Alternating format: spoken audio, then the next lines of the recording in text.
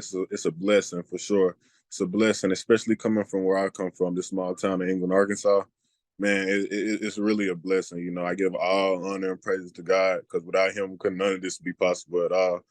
Just keeping my faith in Him, keep my eyes on Him, and just staying hungry. Keep stay grinding. Looking forward. Living in the present, and just knowing that everything's going to work out in the end. That's it's kind of all the emotions. I'm glad that I'm able to accomplish my dreams and all my hard work haven't been unnoticed. So just blessed right now. Decision to leave Baylor came a little bit after my sophomore season, after the bowl game. Just kind of felt that it'd be better if I end up continuing my career somewhere else.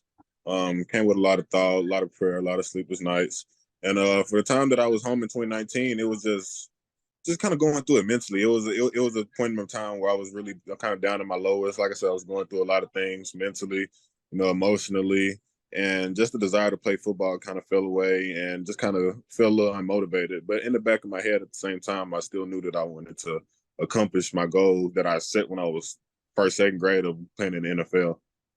The game for that long.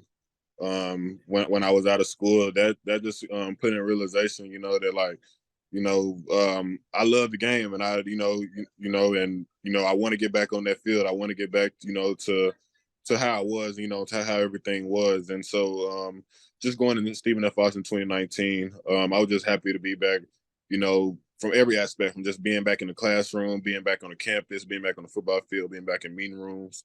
It was all just a blessing that I was able to return to that. And it just instantly, love of football just started back growing. I never really lost the love of football. Just like I said, I was just going through a bad mental time. It was a point in my time mentally where I was just kind of everywhere. So as soon as I step back on campus, as soon as I step back on that football field, everything started going smooth again. He told me just be patient, man, and grind. Go out grinding every day. Nothing's gonna be handed to you. You just got to go out there and grind, get it every day. Prove yourself. And like I said, every day, like literally every day. Once you get to this point, it's a job.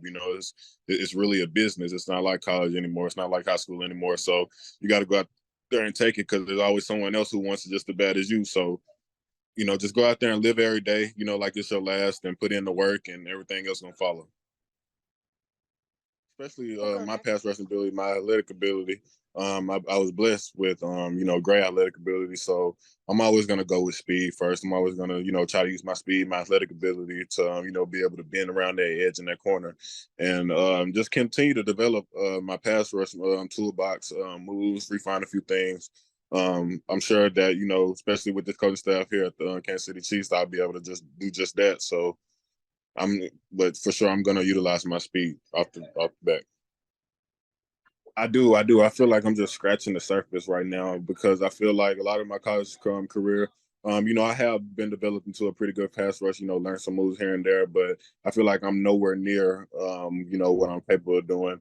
A lot of times that pass rush, I just relied on kind of like you said, my athletic ability, my speed, my ability to just beat tackles. I know I'm not going to always be able to do that, especially at this level. So, just being able to develop pass rush moves and just redefine my pass rush, especially at the NFL level, I feel like it's no wonder it's what I can end up turning out to be. In particular, I believe it was just over the course of time. Just being back here in England, Arkansas, and just I really didn't like that feeling, especially looking back in the past, like looking at pictures and videos, just me back at Baylor, winning the Texas Bowl, starting a few games as a freshman, just all the memories and the good times I had of being a part of a college program, a college football team. So just of course of those things, just really put in perspective that, I got to get back on that football field. I got to get back, in the football organization on the college campus and, just fulfill that dream that I always had when I was little. Man, England is a special place for sure. I feel that we've had countless numbers of athletes come out of England, Arkansas that I feel that could have, really done something, whether it be football, basketball, baseball, track, one thing or another. Just never really got the notoriety, being in a small country town in Arkansas, or, other things may have happened, circumstances, situations, whatnot.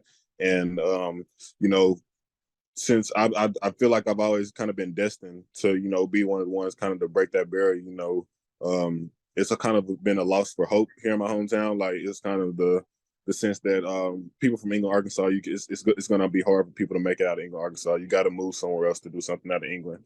And I just take pride in sticking it out here in my hometown and actually making it happen and trying to be the one to restore faith in my hometown. You know, being one of the first ones to actually bet make something of themselves. You know, so I take a lot of pride in that. I grew the people I played with my senior year of high school, the same people I played with my in first and second grade. All grew up together. The whole town knows everybody. So I'm just happy I could really do that for my hometown.